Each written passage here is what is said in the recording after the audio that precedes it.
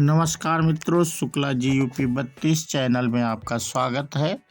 और आज हम भगवान शिव से जुड़ी 11 अद्भुत बातों के बारे में आपसे इस वीडियो में हम बात करेंगे मित्रों।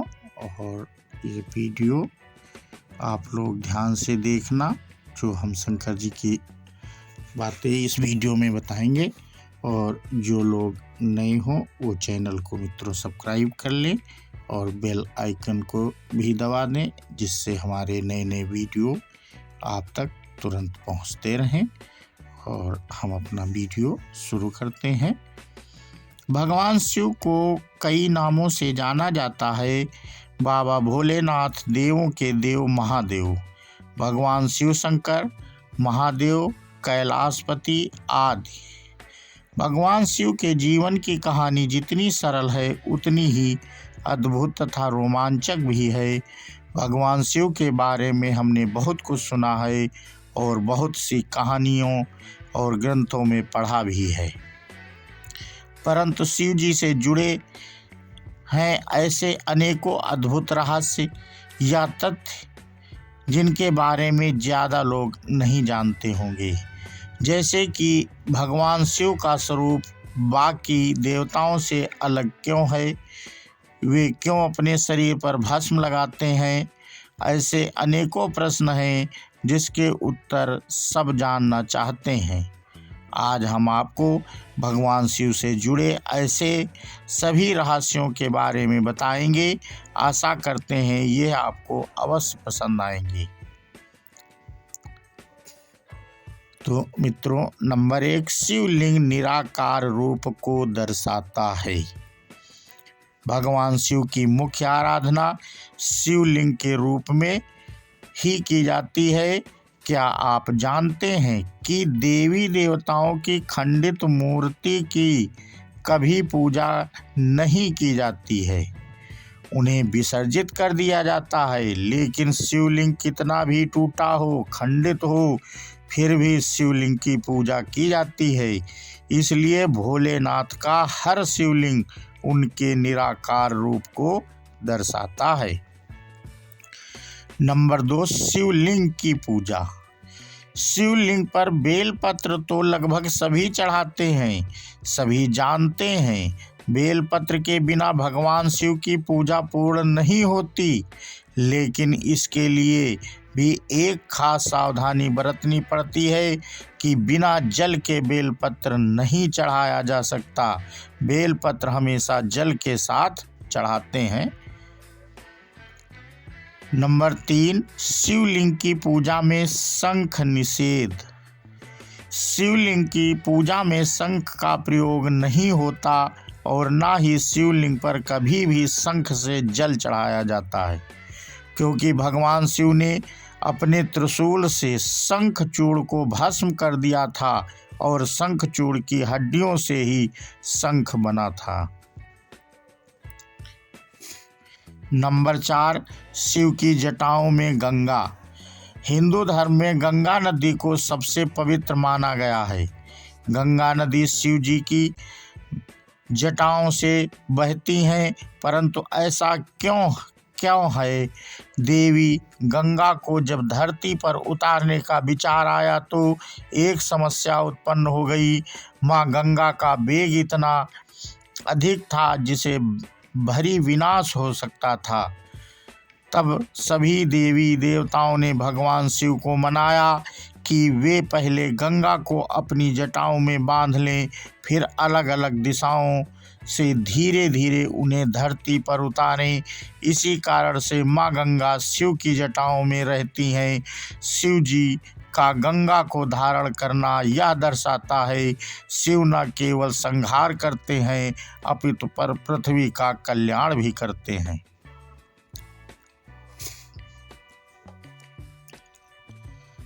मस्तक पर चंद्रमा।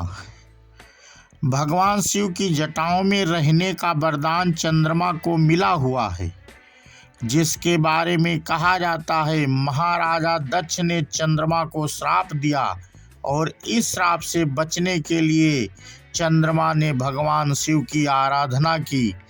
जिससे भगवान शिव काफी प्रसन्न हुए और उन्होंने चंद्रमा के प्राणों की रक्षा की, साथ ही चंद्रमा को अपने सिर पर धारण कर लिया। इसके अलावा सिर पर विराजित अर्धचंद्र भगवान शिव के मन को शांत रखते हैं। नंबर 6, महाकाल के कंठ में सर्प। भगवान शिव की प्रतिमा को गौर से देखें तो उनके गले में हर समय लिपटे रहने वाले सर्प पर ध्यान जाता है और अक्सर आपके दिमाग में ये सवाल उठते हैं कि क्यों शिव जी के गले में हमेशा सर्प लिपटा रहता है। बता दें कि शिव के गले में हर समय लिपटे रहने वाले नाग कोई और नहीं बल्कि नागराज वासुकी हैं। वासुकी नाग ऋषि कश्यप के दूसरे पुत्र हैं। यह शेष नाग के बाद नागों का दूसरा बड़ा राजा है।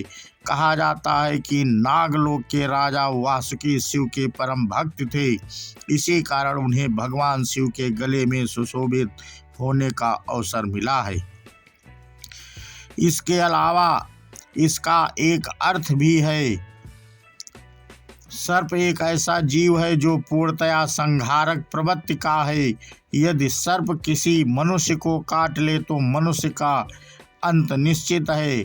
ऐसे भयानक जीव को भगवान शिव ने अपने कंठ में धारण किया हुआ है। इसका अर्थ है कि महादेव ने अज्ञान अथवा अंधकार को अपने नियंत्रण में किया हुआ है और सर्प जैसा हिंसक जीव भी उनके अधीन है।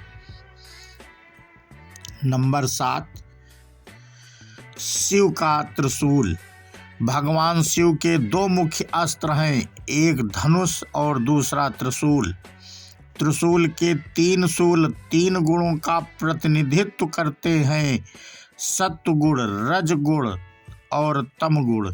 इन तीनों गुणों में सामंजस्य रहे, इसी कारण इन्हें भगवान शिव ने त्रिशूल में धारण कर रखा है। नंबर 8, भगवान शिव का डमरू। शिव नृत्य के दौरान अपनी आध्यात्मिक ऊर्जा को प्रसारित करने के लिए डमरू का उपयोग करते हैं।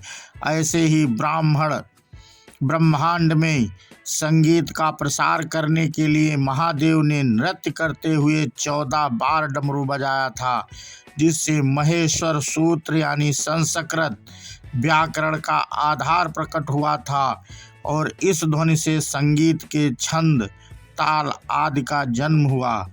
भगवान शिव के डमरू से ही ओम की आध्यात्मिक ध्वनि पैदा हुई, जो सभी जीवित वस्तुओं में मौजूद है और ब्रह्मांडी ऊर्जा का एक स्रोत है। नंबर 9, शिव का तांडव। महादेव के तांडव के बारे में तो सबने सुना है, यह विश्व भर में प्रसिद्ध है। तांडव शब्द सुनते ही भगवान शिव के रुद्र रूप का दृश्य सामने आ जाता है। परंतु क्या आप जानते हैं कि शिव के तांडव के 2 रूप हैं, एक रौद्र तांडव जो शिव के प्रलयकारी क्रोध का प्रतीक है, दूसरा आनंद प्राप्त करने वाला आनंद तांडव है। रौद्र तांडव करने वाले शिव रुद्र कहे जाते हैं और आनंद तांडव करने वाले शिव नटराज शिव के नाम से प्रसिद्ध हैं। इस कथक, भारतनाट्यम आदि नृत्य करते वक्त भगवान शिव की नटराज मूर्ति रखी जाती है। शास्त्रों के अनुसार आनंद तांडव से सृष्टि अस्तित्व में आती है और रुद्र तांडव में सृष्टि का विलय हो जाता है। नंबर 10, शरीर पर भस्म। भगवान शिव से जुड़ी प्रत्येक बात संपूर्ण मानव जात के लिए ज्ञान का संदेश है। उनके शरीर पर भस्म लगाने के पीछे भी एक गहरा अर्थ है जो हर मनुष्य को जानना चाहिए। इसका अर्थ है कि जब मानव जीवन समाप्त हो जाता है और देह नष्ट हो जाती है तो अंत में केवल राख ही तो रह जाती है। यह भस्म ही जीवन का सत्य है। सरल शब्दों में कहें तो यह जीवन, यह संसार, यह मोह माया सब कुछ राख के समान है। सब कुछ एक दिन भस्म हो जाएगा और राख बन जाएगा। यही कारण है कि भगवान शिव ने भस्म से ही खुद का अभिषेक किया। माना जाता है कि भस्म के अभिषेक से वैराग्य और ज्ञान की प्राप्ति होती है। नंबर 11, महाकाल का तीसरा नेत्र। भगवान शिव के ललाट पर उनका तीसरा नेत्र सुसज्जित है। ऐसा माना जाता है जब शिव जी बहुत क्रोधित होते हैं तब उनका तीसरा नेत्र खुल जाता है और इस क्रोध की अग्नि से सारी सृष्टि नष्ट हो जाती है। परंतु इसके अलावा इसका एक अर्थ और है, वह यह है कि तीसरा नेत्र ज्ञान का प्रतीक माना गया है। जब यह नेत्र खुलता है तो संसार में अज्ञानता को समाप्त करता है। आध्यात्मिक दृष्टि से देखा जाए तो शिव जी का तीसरा नेत्र भौतिक दृष्टि से परे संसार की ओर देखने का संदेश देता है। महादेव का यह नेत्र बोध कराता है कि व्यक्ति जीवन को वास्तविक दृष्टि से देखे। शिव जी का यह नेत्र पांचों इंद्रियों से परे तीनों गुणों सत रज और तम, तीनों कालों भूत वर्तमान भविष्य और तीनों लोकों स्वर्ग पाताल एवं पृथ्वी का प्रतीक है। इसलिए शिव जी को त्र्यंबकम भी कहा जाता है। वास्तव में तीसरा नेत्र खोलने का अर्थ है जीवन को अधिक गहराई से समझना और जीवन को एक नई ऊर्जा से देखना। संसार में प्रत्येक व्यक्ति को तीसरी आंख खोलने की अर्थात आध्यात्मिक ज्ञान प्राप्त करने की आवश्यकता है, जिससे जीवन को सफल तथा सार्थक बनाया जा सके।